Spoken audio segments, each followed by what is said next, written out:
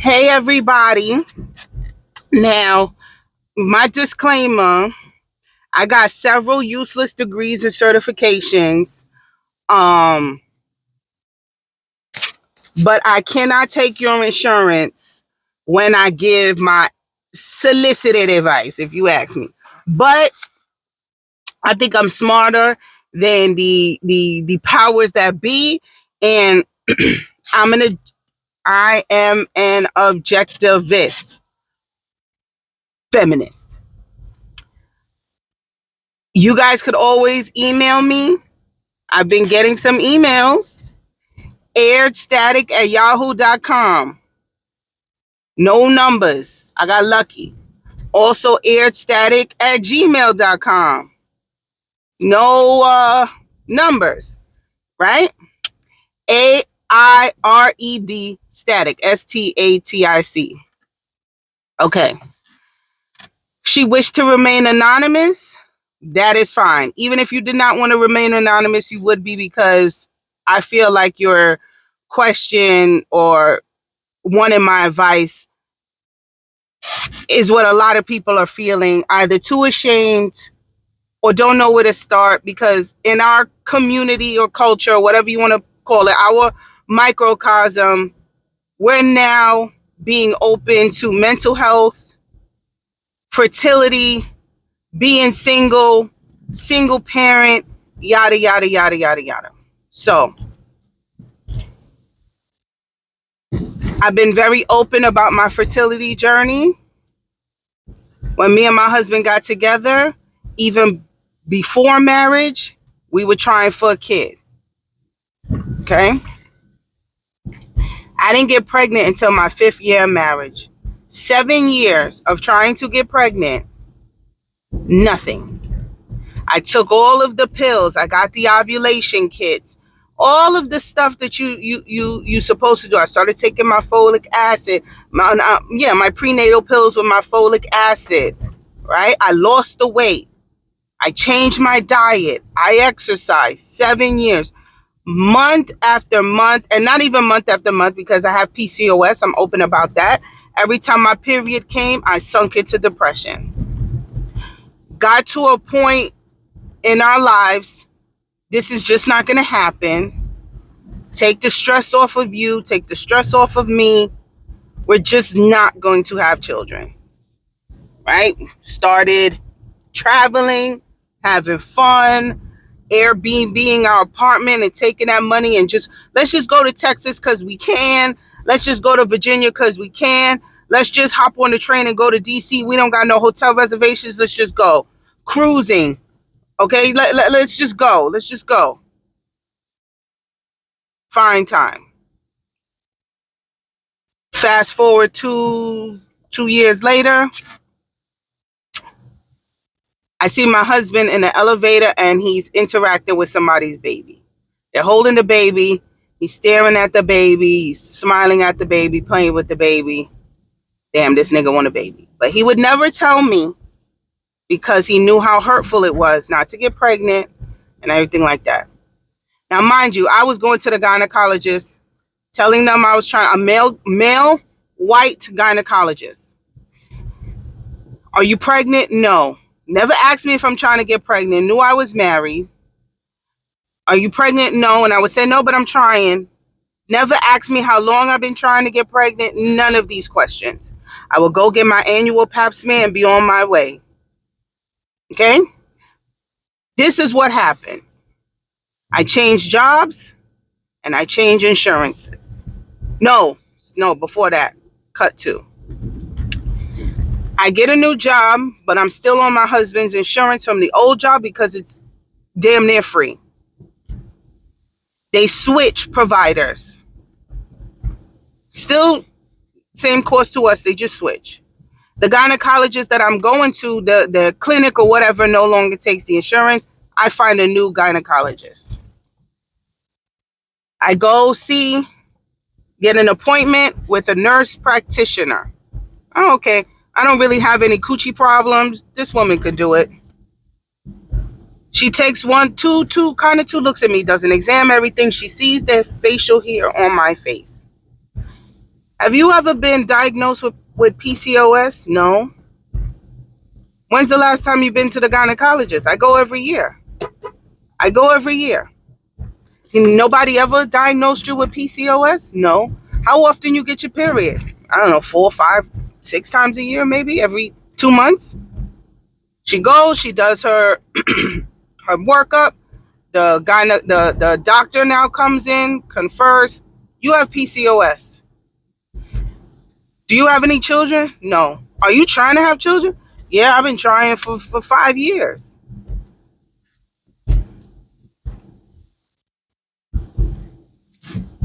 She gives me a referral to go to I think I'm missing something. That's why I paused. Oh, yes, I am missing something. Backtrack to finding a new insurance provider. I go and I find another white male who does the full makeup, because I guess I'm a new patient, sees the cyst on my ovaries, tells me I'm infertile, tells me I have a condition, doesn't give it a name, and tells me that I most likely won't ever have children.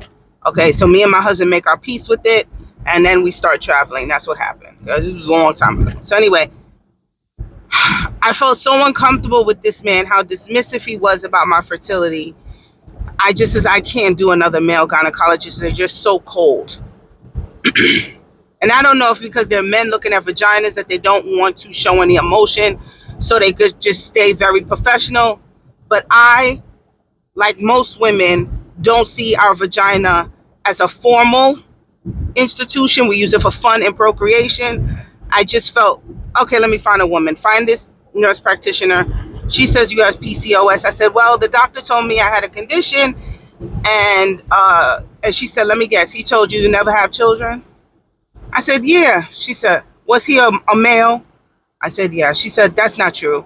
Women with PCOS can have children. You're just going to need help. It's possible. She said, there are some who never do, but it is possible. Have you tried fertility treatments? I say, no. She gives me a referral. Now, I have this new basically free insurance.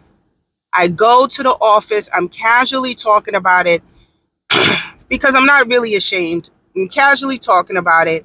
And somebody tells me, well, the assistant principal wife is 50. She went to this place and got pregnant at 50. So I go to him. I go, excuse me. He's like, oh, yes, we're very open about it. We're actually trying for another one. She's 52 now. We're trying for another one, or 53. He gives me the name of the fertility place that he went to. I go and I call. They tell me it's 6 to 9 months for an appointment. I said, okay, I'll call back. My husband gets a new job. The insurance at the new job is not that great, so I change over insurances to the job I have now. I tell him, so he follows with me. Have you been to the doctor? I said, no, it's like a 6 to 9 month wait. He's like, what? He was like, you have the insurance here, right? And I go, well, I got it now. He said, call back. Call back. I was in within 2 weeks. I want to say even closer than that. So for the insurance that I have, which I think was Emblem Health at the time, it was a 6 to 9 month wait. When I had United, I got in quickly. Anyway, I know how the game works. I know it wasn't racial. It was insurance, right? Emblem is not paying them what United is paying them, so they probably only take a couple of patients like that a year. Whatever. I'll do another video of financial discrimination later. But anywho, I go. She reaffirms the diagnosis of PCOS. Do I have a partner? Yes, I'm married. Is he going to be the donor? Yes. Okay, we have to check him out. Bring my husband in. He gets the all clear, does a sperm count. 500 million. Gross. That is gross. That is gross. Gross, gross, gross, gross, gross. Okay, 500 million. They clean it, everything, whatever. He's good. No, they swimming in the right direction, yada, yada, yada. So the problem is me. She looks, yes, you have all these little cysts, hence the cyst in the polycystic. You have a lot of cysts, which means when it comes time to ripen an egg, I get to this stage where it's supposed to be released and it doesn't get released, so it just makes a cyst on my ovaries. My body thinks an egg has been released, so I have a period. I'm not completing the ovulation process, I'm not releasing an egg. Right? At the time, I'm 280 pounds and I'm 34 years old. Right? She goes, I suggest you lose weight first, do this medical weight loss treatment, da da da. I go, I'm 34 years old. I have 1 more year until I can go through this whole process and potentially freeze my eggs. I don't want to wait. She says, okay. I said, while I'm doing this process, I will try to lose more weight. She says, okay. According to my insurance, I get 4 fertility attempts, lifetime. It could be an IUI, it can be IVF. 4. That's it. So we had a plan. We'll do one IUI, she suggests. Let's just take the path of least resistance. IUI is artificial insemination. Now, I'm telling you guys all of this. Let me clarify. This is what the email was asking me, to go into detail in my journey, and she wanted some advice. So I go and said, okay, we're going to do one IUI, see if it works. If it doesn't work, let's not waste it. Right to egg retrieval, IVF. It's more expensive, better success. Okay. She says, the IUI, she was very confident on, because I have a diagnosis for my fertility issues. There are a lot of women or men, well, men is easier to diagnose. You either have a low sperm count, or they're not swimming in the right direction, or you're not making healthy sperm. Right? They know my reason. I'm not releasing eggs. There's medication to help you release eggs. Okay? So there's Clomid and Femara, the 2 very popular ones. Clomid has a good success rate. I don't know if I'm saying it right, but Femara, more intense, better success rate. So like Viagra, which was used for heart medication and had a side effect of erections, Femara is breast cancer medication for women who have breast cancer. It also makes you ovulate and release eggs. I take the Femara. It is a tiny little piece of shit pill. I said, what the fuck is this going to do? All right. I take the Femara. I go every 2 days to have blood work done. Okay. So now I have to be transparent with my employer that I'm trying to make a baby, because I have to go 7 o'clock in the morning and get my blood done to see when I'm going to ovulate, to take this shot called a trigger shot. Take this shot to really fucking get the ovulation process assisted as much as possible. This PCOS is also a hormone issue. I also have a hormone issue, hence the hair. When you have PCOS, all of these little cysts affect your hormones. They release their own hormones, makes your estrogen super high, and to balance you out, you also have high testosterone. That's why you have the hair. Women with PCOS either have thinning and balding, which is because of high testosterone, or you grow a lot of hair. I have a lot of hair. And it's not just on your head, on your face, on your cooter, on your booty, on your armpits, like that. It's from the testosterone. All right? So we're going to help our body, and we're going to give all the hormones that it needs to facilitate ovulation. I get the trigger shot, which was very stressful because it has to be kept cold. You have to get it overnight. The doctor gives me the prescription. I'm fighting with my prescription company. You have to deliver it. I'm not going to be home. You have to sign for it because it's a syringe. Deliver it to my job. Yada, yada. It was so stressful. Anyway, I get a call saying that they will call me when to take the trigger shot. I get a call and saying, you don't need to take the trigger shot. You are in active ovulation. You need to get inseminated tomorrow. Now, this is 7 o'clock. Tomorrow, you need to come to the hospital. 6 or 5 o'clock in the morning tomorrow, or else we're going to miss it. Okay, let's get it done. Fuck this job. Fuck everything. I tell my husband, tell these people, you have to be in the hospital by tomorrow. We go to the hospital in Connecticut. He gives a sample. We get clean. I get inseminated. I sit there. Now, the insemination process pretty much painless.